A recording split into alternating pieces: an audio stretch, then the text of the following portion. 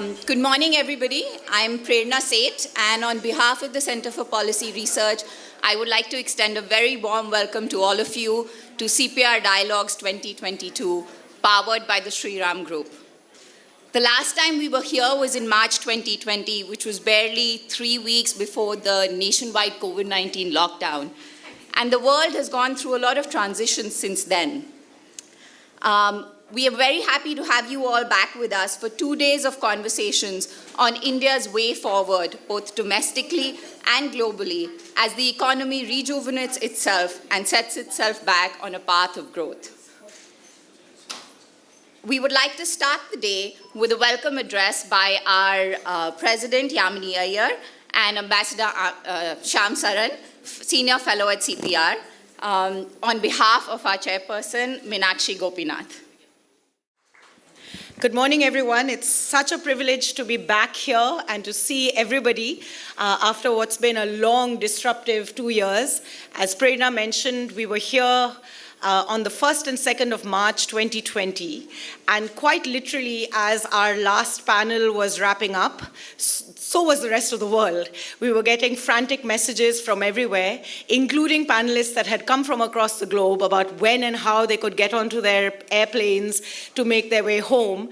And right after, my colleague Mekhla, I, and another one of our colleagues who had come from London for the CPR Dialogues, we're just having a sort of a relaxed cup of tea, and we looked at each other and said, how many hands did we shake over these last 2 days? What does the future hold for us? So we finished the CPR Dialogues 2020 amidst great uncertainty with very pragmatic and practical questions on our minds around how many hands we shook and what our futures would hold over the next few, what we thought at the time, weeks. We had planned various things at CPR for late March, early April, and we thought, well, this is just a matter of a couple of weeks, everything will settle down and we'll be back to business as usual. 2 years later, it's not quite business as usual at all. Even though we're all here in the same room, the world has changed and India has changed. Many of the old questions we've asked ourselves remain all the more pertinent, but the frameworks that we need to apply and deploy to ask those questions, the frameworks for policy are no longer static or the same as they were in 2020.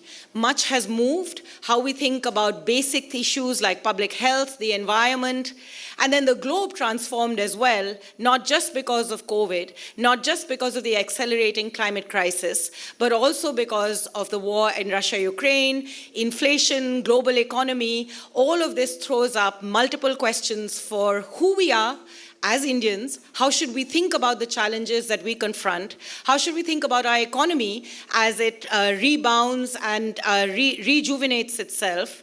And how should we ensure that old problems that we confronted, which we didn't quite solve, most visible in the mass movement of people in March of 2020, get resolved sustainably, inclusively, and in a manner that no matter what kinds of disruptions we have to confront, we do not put ourselves to suffering in the way in which we did in those dark days of March 2020. These are some of the questions that we will occupy ourselves with through the course of the day.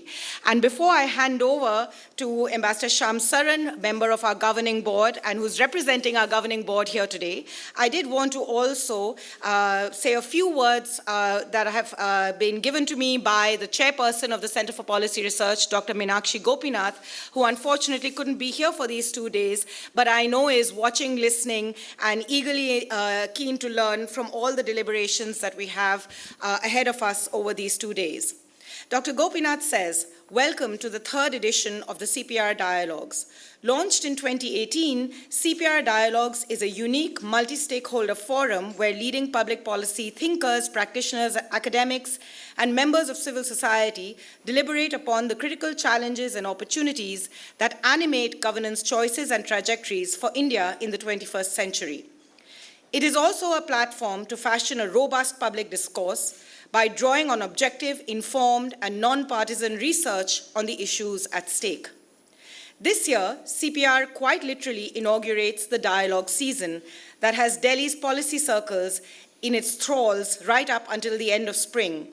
Well, I might add that there's that little brief in between with air pollution that we can't enjoy anymore. For us, this event represents one condensed moment in the daily rhythms of the engagement of our researchers and analysts to build a body of credible scholarly work and craft a new lexicon for policymaking at a time of unprecedented, unanticipated national, regional, and global transitions. This year's dialogue features discussions on a range of issues with a strong focus on climate change. From the planning for public fund flows through robust financial management systems for better implementation of social welfare, the structural challenges that exacerbate India's air quality crises, a new policy imagination for rural economy, the conflicting needs of food security and climate risks, the growing platform economy, the emerging ecosystem of digital work and its impact on the female labor force participation, to the challenges to India's influence in the South Asian neighborhood, Indian foreign policy directions in an altered geopolitical landscape, and the potential to shape climate action and energy transitions through its new role in the G20. There is here a rich menu for dialogue and debate. Also foregrounded is the crucial yet labyrinthine, often fraught interface between the center and the states of the Indian Union in evolving policy frameworks for governance around the state of state finances and our fiscal framework. The challenges of internal migration and delivering the health policy agenda while navigating a multiplicity of regulatory and multi-sectoral public aid agencies at the center and state level exacerbate the center-state challenge and make the question of how to build new federal frameworks even more urgent. We also celebrate and share some important CPR research landmarks. The launch of the mobile version of the online archive curated by the Land Rights Initiative of CPR, a unique and extensive repository of all legislation on land rights from a geographically representative sample across 8 states in the country, the findings from the CPR Sea Voter Survey on how Indians view the world and India, CPR's innovative multidisciplinary research is showcased in a panel on cities of Delhi, an inquiry and analysis into the many complexities and paradoxes that exist in the capital city as paradigmatic of the urban question.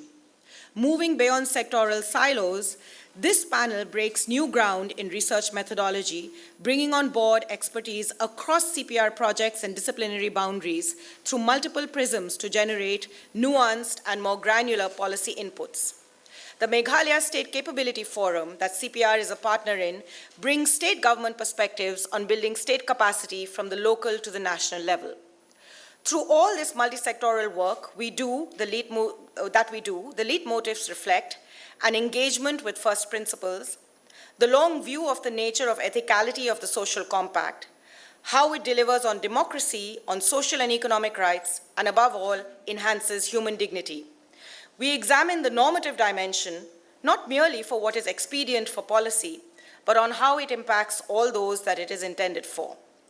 As one of India's premier think tanks, now nearly 5 decades in existence, we collectively introspect on our evolving role and mandate. Our questions include: how useful is our research? To whom does it matter? Are we an effective bridge between state, civil society, and academia? Does our knowledge production feed effectively into policy spaces? Do we contribute to a wider epistemic community beyond the compulsions of funding deadlines and outcome expectations? Do we buttress democratic praxis? In our quest for solutions, how sensitive have we been to what questions remain? What is it that we have failed to ask? In the dialectic interplay between governance and democracy is embedded our abiding question of what it will take to build a responsive, equitable, inclusive, effective 21st century state for India. Our research takes us to the intersections of this complex mosaic of perceptions, practices, structures, beliefs that collide, cohere, even collude in ways that significantly determine the manner in which the people of India experience their rights and the quality of citizenship. The changing nature of the state and its capacity in the current phase of globalization is the big idea that links our work on accountability, urbanization, sanitation, energy, climate change, land rights, migration, health, cities, and the nuts and bolts of federalism with the lived experiences of the Republic, whom the state is meant to serve, not just service. The other big questions that engage us revolves around navigating the emerging geopolitical landscape and the congruence between domestic electoral compulsions, the economy, and India's global aspirations. As norms of engagement in the global order change, how should India calibrate her geopolitical position? What are the new configurations at play? Can India assume the role of a rule-based influencer, bringing capacities to bear on the international system for global public goods as a shaper rather than an abstainer, a standard bearer for dealing with challenges like terrorism, and engaged with issues like climate change, as enunciated by Foreign Minister S. Jaishankar? In a globalized world, as the line between what is external and what is domestic becomes increasingly porous, how must India secure her credentials as a democratic pluralist polity with a stable growth trajectory? The dialogues enable us to share our work in the larger public sphere, put it to scrutiny, and draw upon reasoned critique to help nuance, refine, and push the envelope further on the quality, credibility, and efficacy of our suggestions for sustainable implementation. We deeply value this opportunity. Our thanks go out to eminent experts amongst the best minds in India for sharing their insights and enhancing the quality and stature of the dialogue. The participation of the iconic Professor Adam Tooze from Columbia University, named amongst the top global thinkers of this decade, adds a special luster to this galaxy. It's a privilege to have you in our midst. Thank you. The world economy, in the grip of a polycrisis, indeed exhausts us to think and rethink and interrogate our dominant paradigms for a world increasingly under stress and myopically at war with itself. My congratulations to CPR and the team for curating, undeterred by post-COVID and related pressures, what will undoubtedly be an expansive dialogic exploration, both shaking us out of our comfort zones and opening possibilities and pathways. While I miss being with you in person, I'm reassured by the technological options for learning from your deliberations that are available to me. Thank you all once again. Dr. Meenakshi Gopinath, Chairperson, Governing Board, Center for Policy Research. With that, let me invite Ambassador Shyam Saran to offer his opening remarks. Thank you, Yamini. First of all, let me add my words of welcome to all our distinguished guests to this third edition of CPR Dialogues. This is an important event for us because it enables us to showcase what is really unique about CPR and what lies behind its reputation and credibility earned over many years of its existence as easily the most respected of institutions. CPR brings together some of the brightest young minds in this country. They are encouraged to strive for both intellectual rigor and innovative thinking in whatever domain they may be working in. There is pursuit of excellence, but at the same time, a sense of service to the community and to the country. We engage with the highest levels of policy making, but also burrow down to the last mile, which may often be left behind. If there is academic rigor, there is also a constant search for what may serve the ends of social justice and equity. We engage in policy research in order to contribute in our own modest way to the transformation of India, to become participants in what is still, I believe, one of the most exciting stories unfolding in our world today. This is what makes CPR Dialogues such a rich and sumptuous feed for the mind. This is where you will find the argumentative Indian at his best, arguing with other Indians, but also with friends from afar. And at this point, let me extend also a very warm welcome in our midst, Adam Tooze, one of our keynote speakers. Adam, there are few places in the world where you will find conversations as stimulating as they are in India. This is a time of seismic shifts taking place in virtually every domain, political, economic, social, and above all, technological. These shifts are occurring at variable speeds and in differing intensities. They are bound by feedback loops that may sometimes enhance, but often retard the impact of policy interventions in different domains. What CPR Dialogues will seek to do is to map some of these shifts, see where they might lead to, and what risks and opportunities they pose to India. It is my sense, debatable no doubt, that this is an era of significant change that opens up spaces for an emerging country like India to advance its interests. But also at the same time, to contribute to a new order which is marked by international solidarity and a spirit of common humanity, terms which are perhaps not very much in our current discourse. Most of the challenges which India confronts today are also global, cross-national challenges that can only yield to collaborative responses on a global scale. We have seen the consequences of vaccine nationalism in dealing with a pandemic that respects no national or regional boundaries. A larger, perhaps existential calamity awaits us if the same narrowness of vision prevails in dealing with global climate change. CPR is very much preoccupied with these critical issues. Having been privileged to explore these issues at CPR, I believe that India must have a broader conception of its interests, one that acknowledges the need to concurrently contribute to such collaborative responses, even as we design policies at the national and local levels. The world needs India, but by the same token, India needs the world. CPR Dialogues will explore these dynamics in ways that open up different perspectives, different ways of thinking. We are confident that dialogues this year will serve to open up our minds to these exciting possibilities. Compliments to Yamini and her most talented team of faculty members, research associates, and supporting staff for taking us on this much-awaited adventure. I would also like to take this opportunity to express my thanks to our sponsor, Shriram Group, our partners, the World Bank Group, Dorji Teas, who have also contributed their support, and to Himali and her team for handling the communications for this event.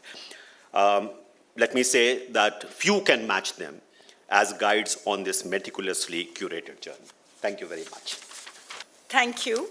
Thank you very much, Ambassador Saran.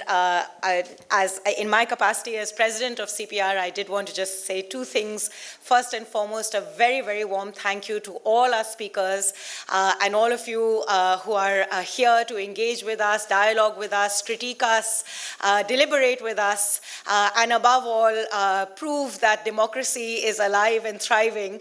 And the best part of research is when it opens itself up to subject itself to engagement with the public. That's the main driving force behind why we felt as a policy research organization, much of our everyday is spent both engaging in the corridors of power and in the field where policy actually sees its everyday reality. But both experiences need to be subject to really the heart of democracy, to dialogue, critique, deliberation. It will help nuance us. It will help check us. It will also help us share and learn from all of you. So without everybody in this room and without our speakers who year after year willingly come traveling across 7 seas, many of you, Kelly Sims-Gallagher, who arrived literally last night and is here from Tufts University, a very warm welcome to you as well, and so many of you. Without you, this process, which is critical to what policy research is all about, we aren't a university, although many of us spend a fair amount of our time in the university, we also perhaps aren't quite the implementing organization that many are used to when we use the word civil society, at least in the Indian context. We sit somewhere in between, and one of the most important aspects of being that interlocutor is to be able to debate and dialogue. So this whole exercise is very core to who we are as an institution and what our rationale is always for occupying a space within the policy world. Without all of you, none of this would happen. I also did want to add my very warm thank you to all at CPR who have indulged this idea over the last 3 years, with COVID, for the last 5 years, we missed out on 2 years of COVID in order to ensure that this could be as much in person as possible. But all CPR faculty, research associates, all of whom have participated in this process and engaged with this idea to refine it and improve it year on year as we've gone through this process. I see Ajay here, who was there at our first dialogue in 2018 and has been with us consistently through these three. So it's really nice to see old friends and old speakers back in our midst. Saurabh is here as well, who's also been part of the CPR Dialogues for a while now. I also wanted to say a very, very big thank you to the communications team, Himali, Dhruv, Priyanka, Samyak, Prakriti, who have worked tirelessly over the last many months, allowed us to indulge ourselves with multiple changes, vague titles that sound really good for academic papers but don't make any sense when they come into a dialogue mode. They've been patient. They've helped us communicate with the world, pulled us out of our ivory towers, and pulled all of this together without getting stressed out, which is really the one thing that I'm wondering about, how to do all of this without a nervous breakdown. But really, it's all credit to them that we are here, and CPR is here to answer any questions you have. I'll hand over to Prerna so we can move the proceedings along. Thank you.